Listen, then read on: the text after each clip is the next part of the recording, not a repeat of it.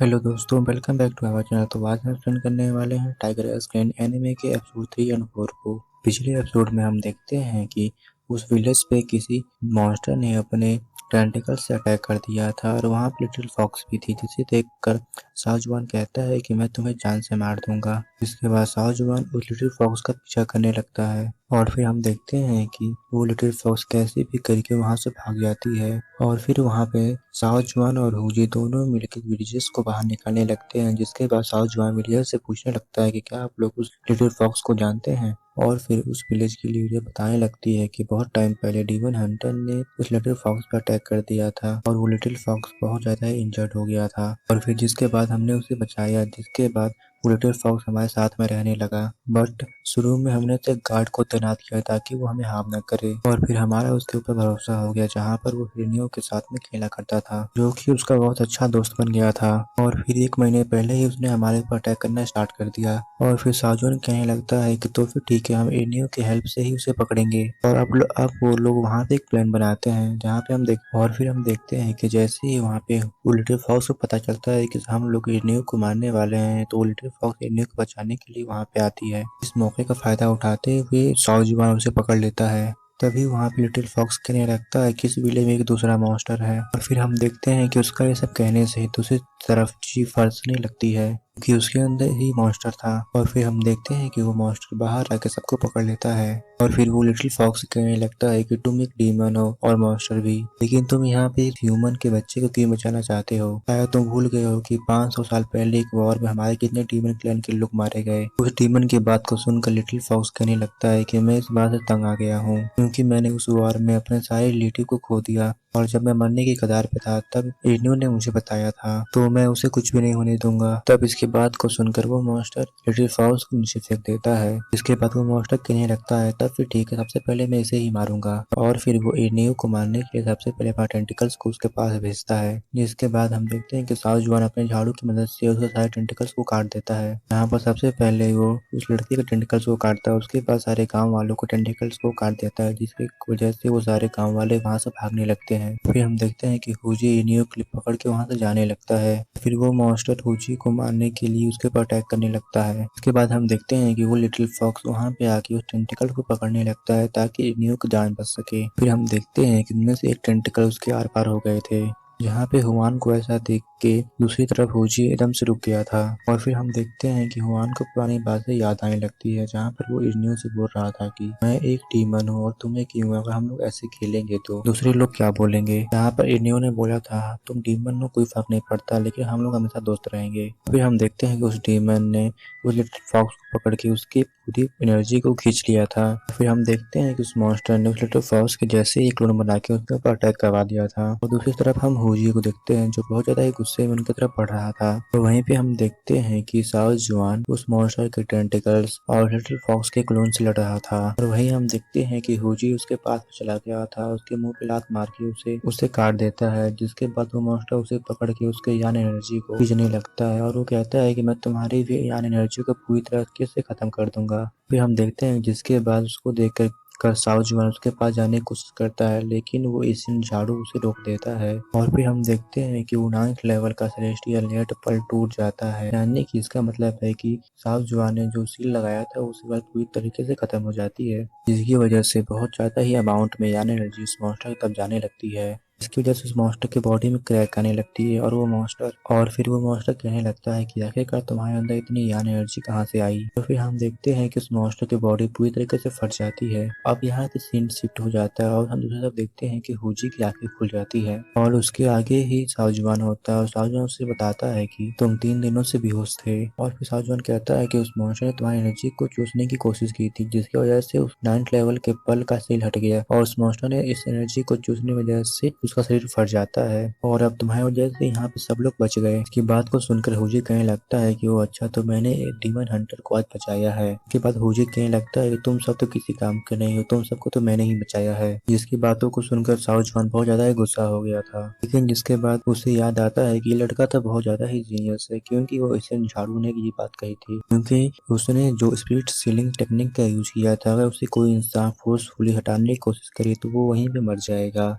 लेकिन वहाँ पे वो इसी झाड़ू कहने लगता है कि इसकी मेंटल पावर बहुत ज्यादा है, इसे यहाँ पे कुछ भी नहीं हुआ, तुम्हें इसे यहाँ पे ट्रेन करना होगा, क्योंकि ये लड़का बहुत ज्यादा ही जीनियस है। क्योंकि वो लड़का यहाँ पे बहुत ज्यादा ही सोच रहा था, जिसे देखकर हुजी कहने लगता है कि तुम्हें क्या हुआ। फिर हुजी पूछता है कि आखिरकार बताओ मुझे कि हुमान का क्या हुआ। इसके बाद हम देखते हैं कि वो दोनों यहाँ पे हुजी के पास में आ जाते हैं। यहाँ पर हुमान अपने नॉर्मल फॉर्म होता है फॉक्स में, और फिर हुजी कहने लगता है कि तुम इसका ख्याल रखना और अपने भाई की तरह इसको रखना। इसके रिप्लाई में एनिव हाँ बोलता है। इसके बाद हम देखते हैं कि वो दोनों विलेज वालों को गुड बॉय बोलकर वहाँ चले जाते हैं। यहाँ पे रास्ते में हुजी बहुत ज्यादा ही बकबक कर रहा था, जिसकी बात को सुनकर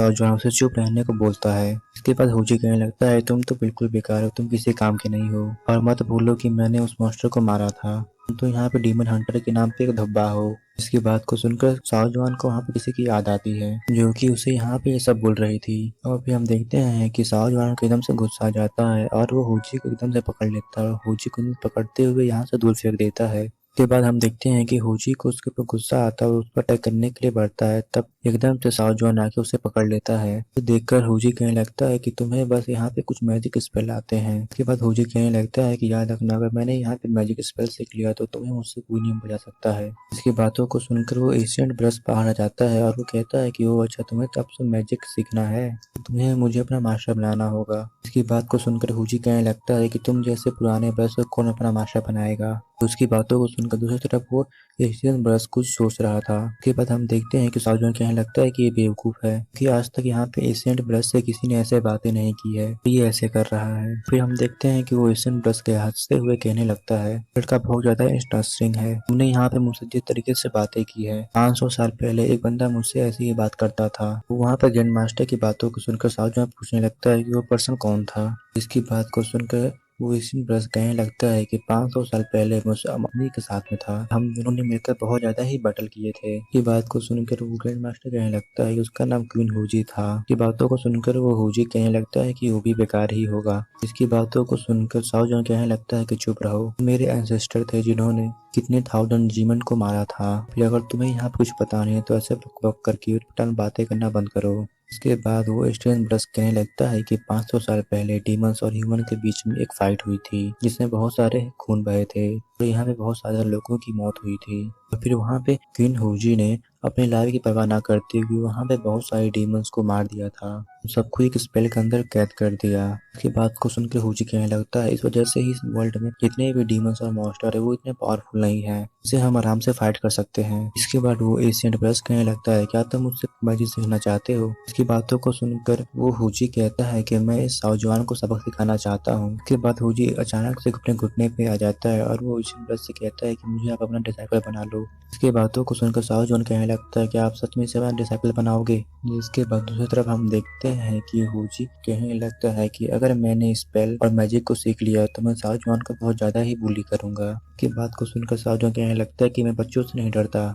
जिसके बाद एशियन ब्रश कहता है मुझे तुम्हें यहाँ पे कौन सा स्पेल आता है मुझे दिखाओ। फिर हम देखते हैं कि हुजी यहाँ पे फायर स्पेल करता है पर वो कुछ खास नहीं होता। उसके बाद ग्रैंड मास्टर साउजवान को बोलते हैं और साउजवान जैसे ही अटैक करता है बहुत ज्यादा ही बड़ा अटैक होता है। उसके बाद हुजी कहने लगता है कि हम दोनों ने तो एक ही स्पेल का यूज किया पर इसकी पावर इतनी ज्यादा कैसे है। जिसके बाद हम देखते हैं कि वो एशियन ब्रश कहने लगता है कि तुम्हें अपने ट्रू एनर्जी का यूज करना होगा, इसलिए तुम्हें अपने डार्की को यहाँ पे अच्छे तरीके से कंट्रोल करना होगा। और फिर वो एशियन ब्रश कहने लगता है कि जब तुम्हारी ट्रेनिंग अब यहाँ से शुरू होती है। और फिर वो एशियन ब्रश वहाँ से गायब हो जाता है और वहीं दूसरी तरफ दो रैबिट मॉन्स्टर वहाँ पे आ जाते हैं। रैबिट मॉन्स्टर हुजी की तरफ आने लगते हैं। इसे देखकर हुजी वहाँ से भागते हुए कहने लगता है कि एशियन ब्रश तुमने मुझे कहाँ पे फंसा दिया। फिर हम देखते हैं कि वहाँ पे रैबिट मॉन्स्टर उसके पीछे पड़ गए थे, जिससे वहाँ पे हुजी कैसे तैसे करके बच रहा था।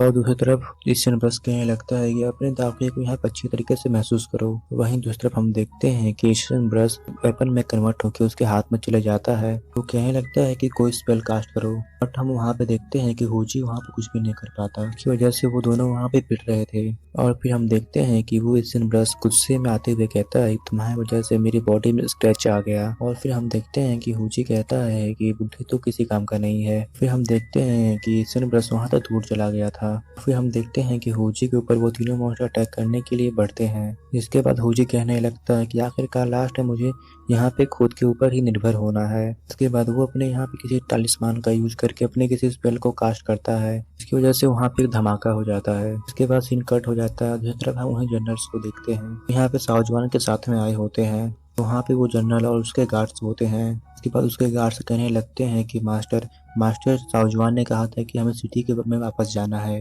इसके बाद उसका मास्टर कहने लगता है कि बेवकूफ, हम यहाँ पे खो गए हैं। फिर उनकी नज़र एक जंगल में जाती है, इसकी वजह से वो लोग खुश हो गए थे और वो लोग कहते हैं कि यहाँ पे जरूर पानी होगा। जैसे ही वो लोग वहाँ पे आगे बढ़ते हैं और हम देखते हैं कि वहाँ पे जमीन के अंदर से एक बहुत बड़ा मॉन्स्टर बाहर आ जाता है, कि देखकर वो सभी लोग घबरा जाते हैं। और फिर हम देखते हैं कि वहाँ पर किसी का फायर स्पीयर बहुत ज़्यादा ही तेजी से आता है और उस मॉन्स्टर के आर पार हो जाता है। और यहीं पे हमारा ये एपिसोड खत्म हो जाता है। Thank you for watching my videos.